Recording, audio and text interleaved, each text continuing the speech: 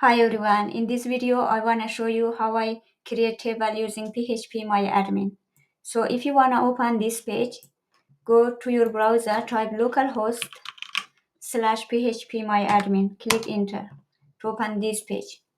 So select your database you created, so give table name student and you can increase or decrease the number of column.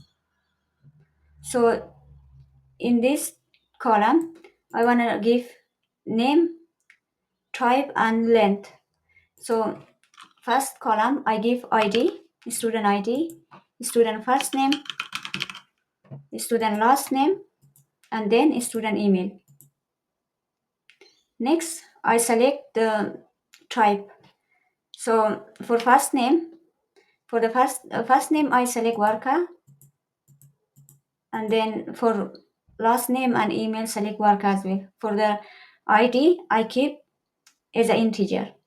So the length or values I keep as empty because I wanna auto increment.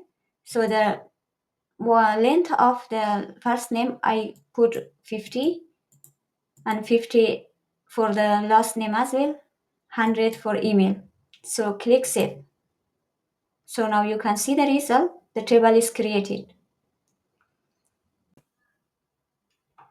I want to show you another way how I create table using SQL tab. So I selected my DB database and type create table student ID int primary auto increment primary key comma at the end student first name worker 50 student last name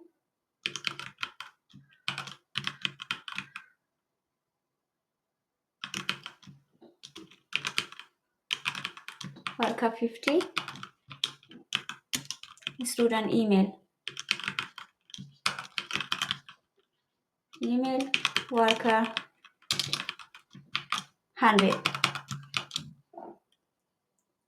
and then I don't want to include comma because it gives error. Click go, and then you can see the table is created.